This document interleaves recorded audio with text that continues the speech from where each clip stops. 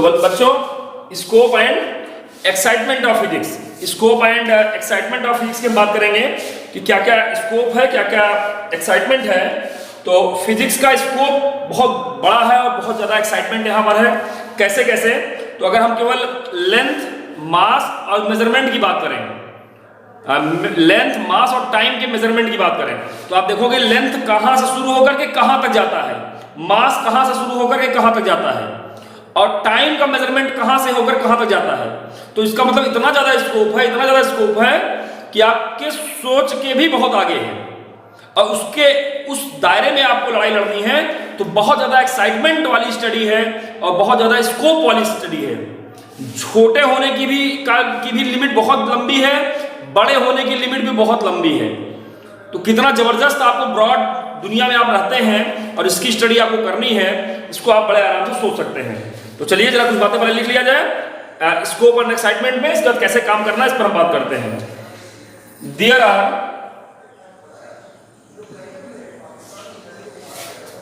Are many physical phenomenon, many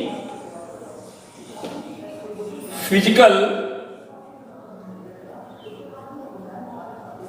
phenomenon which first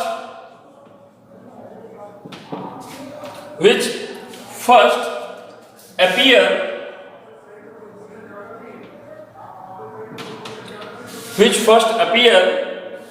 quite exciting,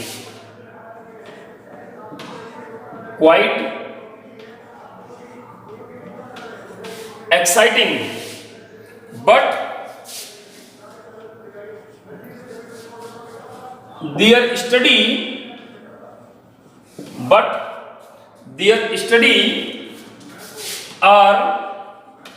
their study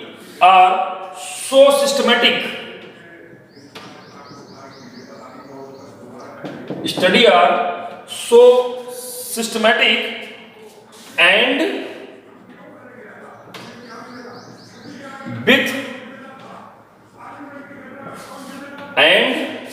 with greater importance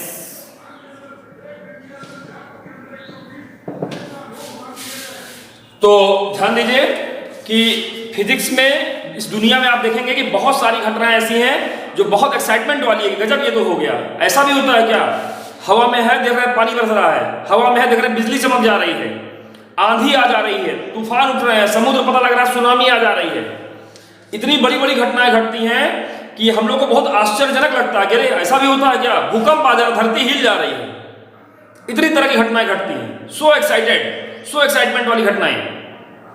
लेकिन इसके पीछे जब हम इसका ऑब्जर्वेशन करते हैं, साइंटिफिक मेथड से हम इसको समझते हैं, तो इसके पीछे एक बहुत सिस्टमेटिक पैटर्न समझ में आता है, एक सिस्टमेटिक नियम समझ में आते हैं, लॉ समझ में आते हैं। इसका मतलब कि जो एक्साइटमेंट दिखाई पड़ रहा था उसके पीछे एक लंबा स्कोप है, एक उनको नियम में बांधने का तरीका है। हर घटना एक नियम के अनुसार घटती है। तो ये फिजिक्स का एक्साइटमेंट और ये इसकी स्टडी का ये एकदम पर्टिकुलर पैटर्न मिलता है। दुनिया में हर घटना किसी नियम से बंधी हुई है। That is the scope of physics. जबरदस्त स्कोप है। आइए, हल्का सा कुछ बात समझ में आ रही है? यहाँ तक कोई दिक्कत तो नहीं है? हाथ उठाइए, जिसको समझ में आ जा रहा है हाथ उठा दीजिए, हाथ उठाइए। हाँ ठीक है, समझ में आ रहा, अच्छी बात, वेरी गुड। तो मैंने कहा कि कोई घटना घटती है, बहुत एक्साइटमेंट वाली होती है, एकदम नई होती है, लेकिन उसकी स्टडी पर आपको समझ में आता है कि they have a particular pattern, they follow the particular rules. और इसकी स्टडी जो होती है, इसकी जो सोच होती है, that gives the excitement and scope of physics. जैसे बताएं आपको हम कि the range of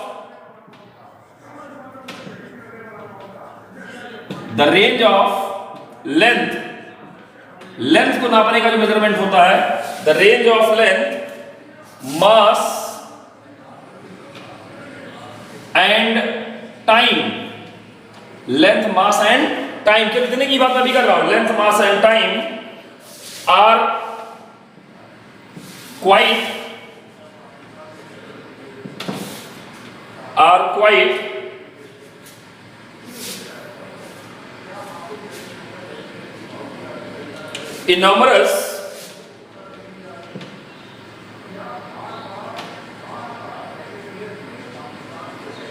quite enormous. For example,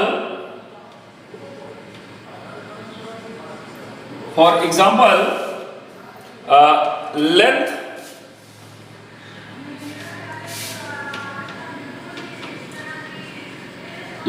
can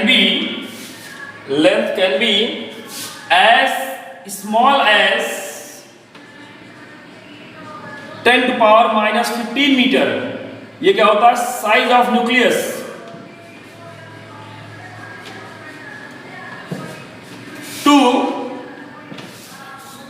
to size of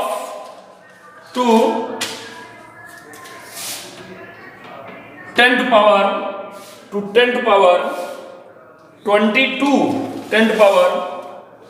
22 metre या 10 to power 23 metre.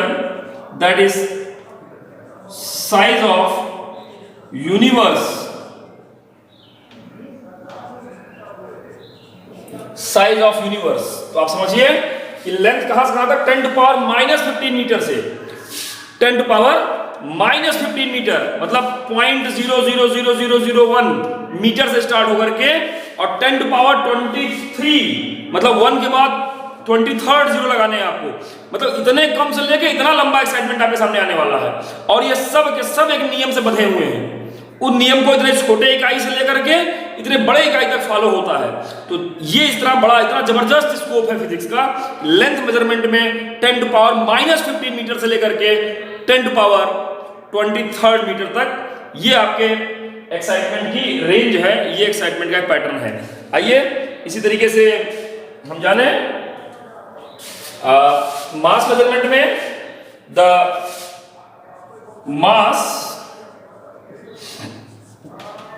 mass of an object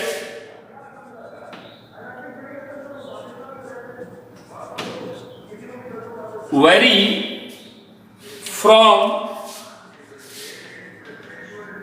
10 to power minus 30 kg. ये क्या होता है? Mass of electron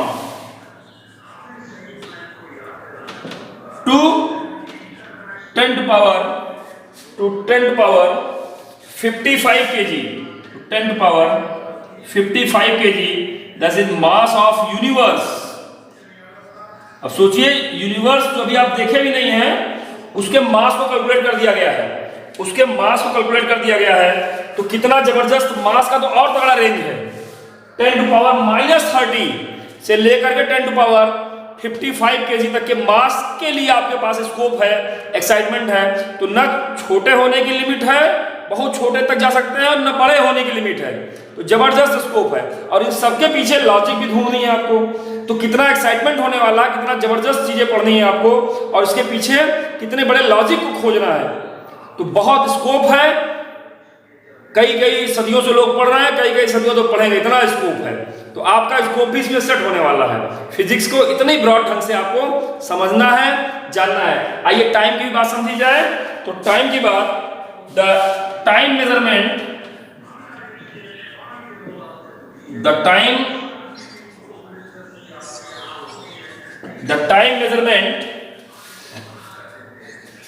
varies from 10 to power minus 22 second. 22 second. ये कितना time होता है? 10 to power 22 second. ये कौन सा टाइम है? टाइम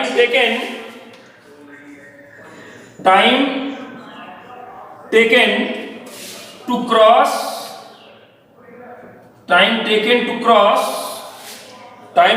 क्रॉस न्यूक्लियर डिस्टेंस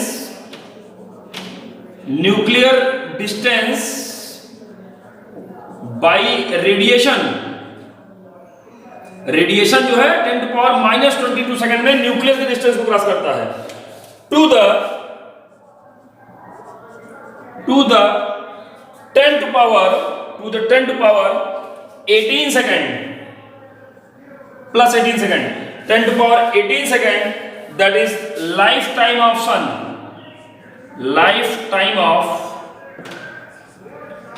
हमारा जो सूरज है, इसका लाइफ टाइम कितना है?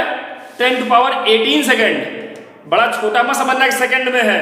अभी आज नहीं कल बीत जाएगा। ये 10 टू पावर 18 सेकंड है, कई सदी लगेगी। 10 टू पावर 18 सेकंड बहुत बड़ा टाइम होता है। सदी तो समय होता है, मतलब बहुत कम होता है, 10 टू पावर 7 सेकंड के बराबर ही होता है। तो बहुत ज्यादा टाइम है 10 टू पावर 18 सेकंड। तो सेकंड में कहा जा रहा है, कम मत समझना। तो 10 टू पावर -22 से लेकर के 10 टू पावर 18 सेकंड, ये आपका टाइम मेजरमेंट का आपके पास हिसाब किताब है। तो बहुत ह्यूज हिसाब किताब है, बहुत लार्ज हिसाब किताब है। और इसमें आपको अपना एक्साइटमेंट और अपना जो है वो स्कोप ढूंढना है, इसकी रेंज, इसकी जो लॉजिक है वो आपको पढ़नी, समझनी और जाननी है। बहुत वास्ट जो है आप सब्जेक्ट से परिचित होने जा रहे हैं। ये दुनिया बहुत बहुत बहुत एक्साइटमेंट और स्कोप वाली है। बहुत सारी आपको आश्चर्यचकित करने वाली घटनाएं घटेंगी, लेकिन वो सब के सब नियमों से बधी हुई है। ये इसका स्कोप है। तो ये आपको पढ़ना है। उम्मीद है आपको बात समझ में आ रही होगी। तो आपके यहाँ ये टॉपिक आपके सिलेबस में है, क्या चीज? Scope and excitement of physics. तो ये टॉपिक कैसे लिखना है एग्जाम में आने पर, ये बात आपके दिमाग में आ गया होगा। और ये तो मैंने मैक्सिमम और मिनिमम जो लिखा है, आप बुक खोलेंगे, हम आपको इसका फिगर भेज भी देंगे, PDF बना के भेज देंगे, पढ़िएगा उसमें। तो उसमें आप देखेंगे कि कई इनके बीच के कई और ऐसी चीजें हैं जिनको आप जानते थे और उनकी साइज के बारे में आपको आप समझना है धीरे धीरे करके। अभी ये थ्योरेटिकल अप्रोच चल रहा है, धीरे धीरे चैप्टर आपका मैथमेटिकल होने जा रहा है। 2 थ्योरेटिकल टॉपिक और हैं जो हम डायरेक्टली क्लास में नहीं पढ़ाते, लेकिन आपको अपनी बुक से देख करके समझना है। व्यवहारिक बातें हैं, इसलिए समझ आ जाती है बड़ी आराम से, बहुत अलग से लेक्चर लेने की जरूरत नहीं पड़ती। जैसे physics in relation to another science, physics ने और विज्ञान के जो सब्जेक्ट हैं उनको कैसे मदद किया, फिजिक्स ने बायोलॉजी कैसे मदद किया। तो फिजिक्स ने एक्सरे खोज दिया, तो जो चिकित्सा में एक्सरे की जरूरत पड़ती है पता लग जाता है। फिजिक्स ने अल्ट्रासाउंड खोज दिया, तो आपके अंदर क्या हो रहा है वो अल्ट्रासाउंड मशीन लगा के जान लेते हैं। सिटी स्कैन खोज दिया, तो दिमाग के अंदर क्या चल रहा है सिटी स्कैन से निकाल लेते हैं। तो फिजिक्स की बहुत सारी ऐसी चीजें हैं। लेजर खोज दिया, तो इससे आप तमाम सारे ऑपरेशन बिना।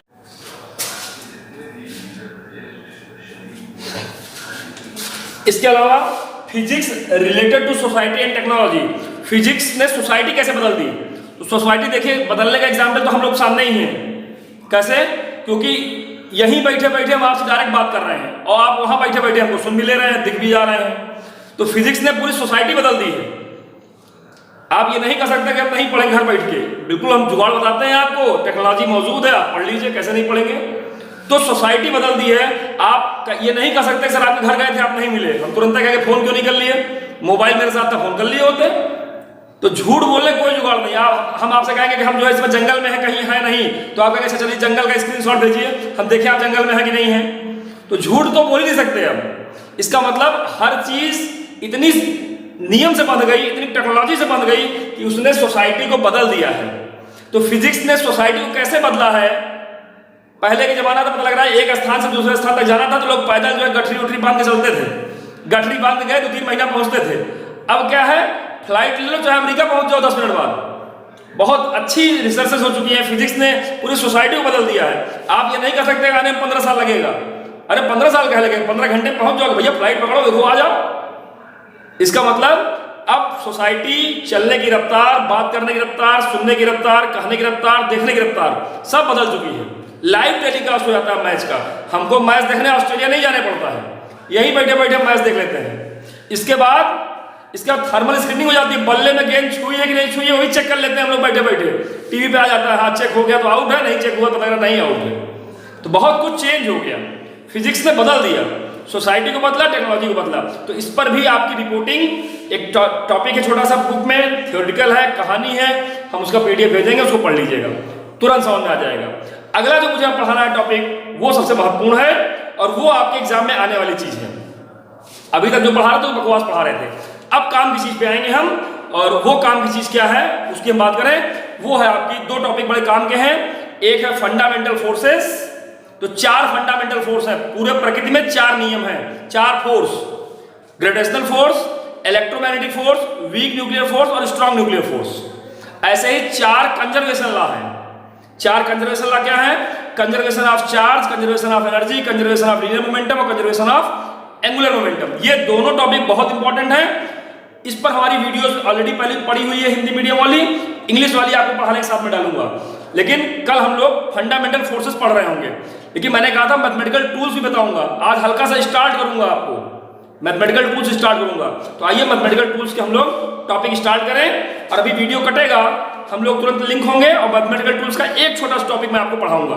ठीक, तो चलिए मैथमेटिकल टूल्स का टॉपिक पढ़ाऊं। इसके लिए इसको आप दो टॉपिक आपको मैंने कहा मैं आपको पिक करके भेज दूंगा, उसको पढ़िएगा, जहां दिक्कत आएगी अगले लेक्चर में हम लोग बात करेंगे। इसको मैंने पढ़ा दिया, ये भी एक थ्योरेटिकल टॉपिक था। Physics related to another science and physics related to the society and technology, क्या रिलेशन है, इस पर इसको आपको खुद पढ़ना है। मैंने कहा मैं इसकी पीडीएफ भेजूंगा, पढ़िएगा। आइए